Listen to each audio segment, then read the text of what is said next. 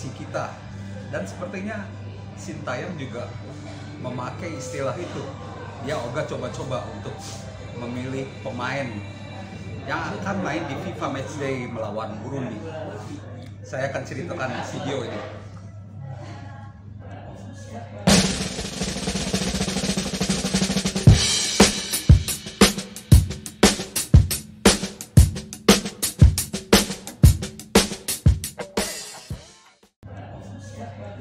Halo teman-teman, jumpa lagi dengan saya Devri Saipullah. Kembali kita memberi ulasan soal sepak bola Indonesia ya. Timnas Indonesia akan menghadapi Burundi pada 25 dan 28 Maret 2023 di Stadion Patriot. Ini dalam rangka FIFA Matchday. Dan Sintayong sudah memanggil 28 pemain yang akan main di FIFA Matchday nanti. Ada kejutan, tapi boleh disebut 85% merupakan pemain lama, tak ada pembaruan. Maka itu di judul di awal video ini saya bilang STY ogah coba-coba. Pemain-pemain yang dipanggil STY ini memang pemain-pemain lama yang biasa jadi langganan dan boleh disebut kesayangan STY.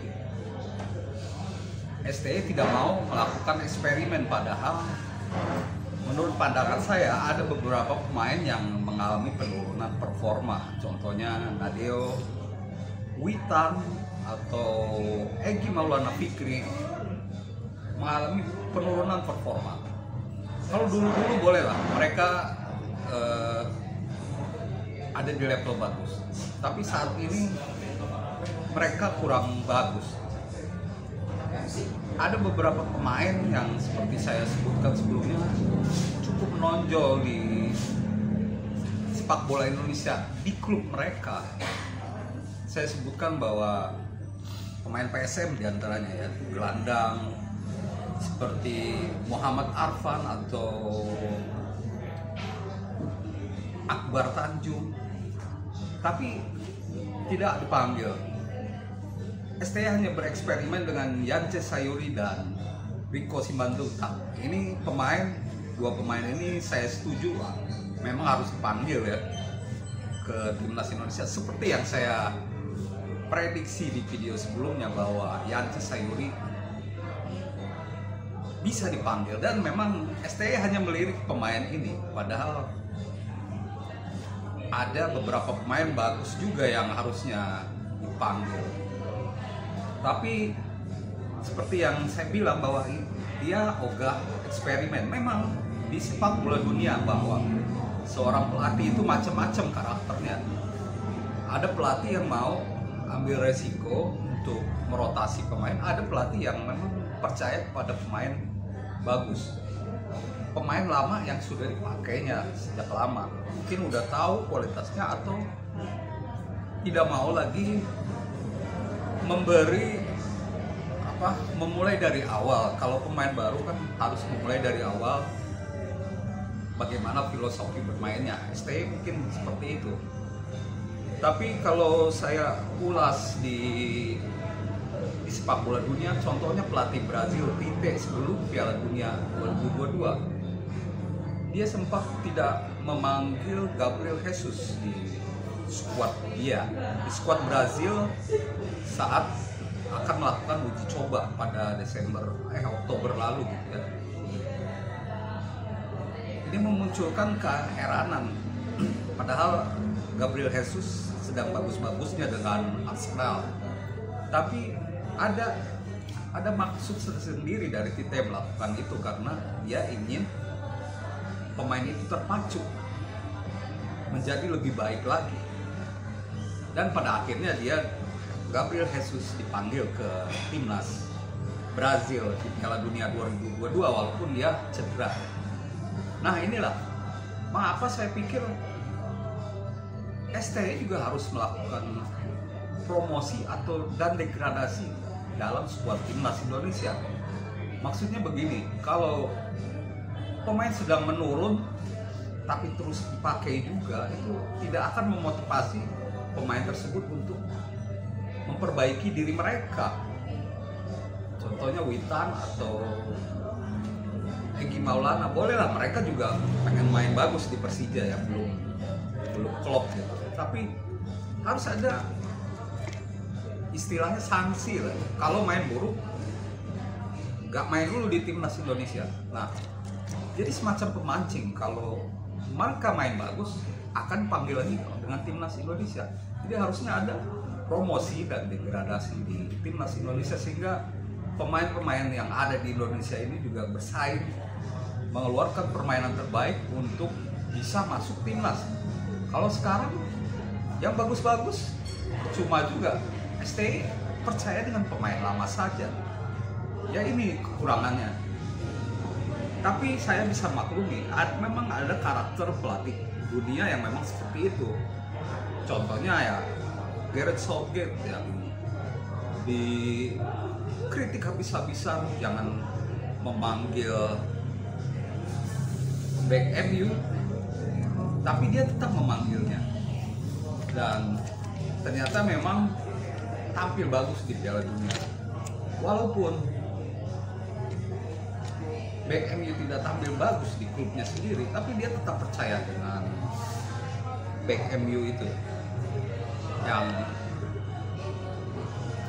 menjadi headline selama 2022 ya, karena sering melakukan blunder dengan MU. Tapi pelatih timnas Inggris Oga memperhatikan itu, dia percaya kepada pemain itu. Nah, STY pun sepertinya seperti itu, dia percaya dengan pemain yang ada sekarang. Tapi kalau menurut saya pribadi harusnya ada reward and punishment atau promosi degradasi. Pemain yang bagus di Liga 1 harus diberi kesempatan harusnya. Siapa tahu lebih baik. Sedangkan yang ada di timnas sekarang kalau main buruk ya harus di drop dulu, tidak dipanggil. Tapi itu tidak ada. Dan ini memang karakter masing-masing pelatih. Kita tidak bisa harus begini, harus begini. Teman, ini cuma pendapat saya. Dengan sistem seperti itu yang saya tabutkan tadi, persaingan di timnas lebih baik lagi. Pemain-pemain yang ada di Indonesia bisa tampil lebih bagus lagi agar bisa dipanggil timnas. Jadi ada kesempatan. Kalau sekarang ya yang pelanggaran timnas lebih besar peluangnya, dan kalaupun tampil buruk ya mereka mungkin tenang-tenang saja. Dan sejauh ini saya melihat bahwa memang beberapa pemain, hampir 80% pemain dipanggil memang tampil bagus. Dan STI juga masih memaklumi saat Pratama Arhan masih jarang main di klub Jepang. Dia masih memaklumi. Itu karena kepercayaan, seperti yang saya bilang tadi, bahwa seorang pelatih terkadang percaya dengan kualitas pemain itu dan susah diganti lagi gitu. Seperti yang terjadi dengan pelatih Inggris yang selalu memainkan Harry Maguire yang tampil buruk tapi tetap dipanggil Inggris, dan memang tampil bagus ya di Piala Dunia lalu. Hampir saja jadi pahlawan tapi tidak cetak gol lawan Prancis. Jadi kesimpulannya, saya berharap sih skuad yang ada sekarang bisa memberi perlawanan untuk di FIFA Matchday melawan Burundi yang ada 10 tingkat di atas kita. Saya berharap kalau lihat dari skuad sekarang, Indonesia cukup kuat gitu. Di luar yang saya bilang tadi soal rotasi, memang pemain-pemain yang dipanggil, 28 pemain ini memang bagus-bagus. Kita melihat bahwa ada 2 eksperimen, yaitu Yancy Sayuri dan Rico Simanjuntak, ini bagus juga. Terus 3 pemain U20 dipanggil ke senior, ini tentu maksudnya yaitu untuk mematangkan mereka. Hanya sayang saja tak ada Marcelino ya di squad sekarang. Tujuan akhir tentu adalah membuat mereka matang di Piala Dunia U20. Ada 3 pemain U20 yaitu Ferrari, lalu Donitri dan Dava Fascia. Khusus Dava Fascia, saya berharap sih dia mendapatkan kesempatan untuk main ya. Khususnya di klub ya. Dava Fascia ini unik juga, dia jarang main di Borneo FC.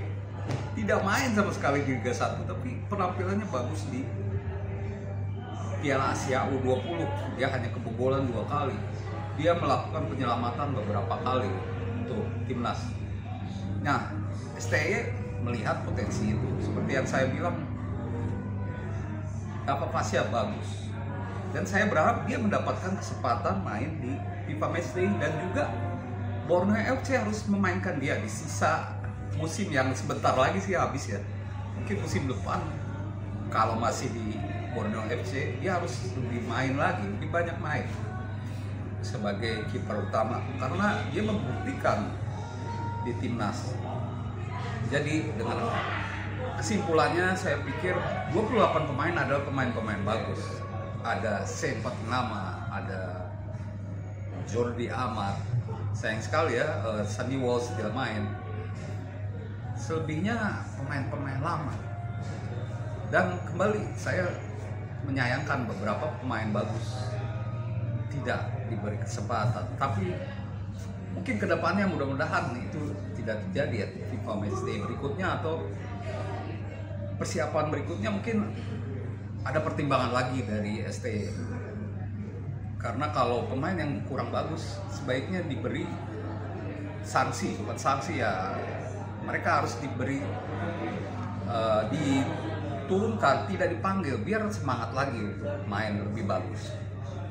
Demikian teman-teman ulasan saya soal timnas Indonesia yang akan main melawan Burundi di FIFA Matchday. Dan tentunya klik like dan share video ini buat yang berguna. Terima kasih dan salam olahraga.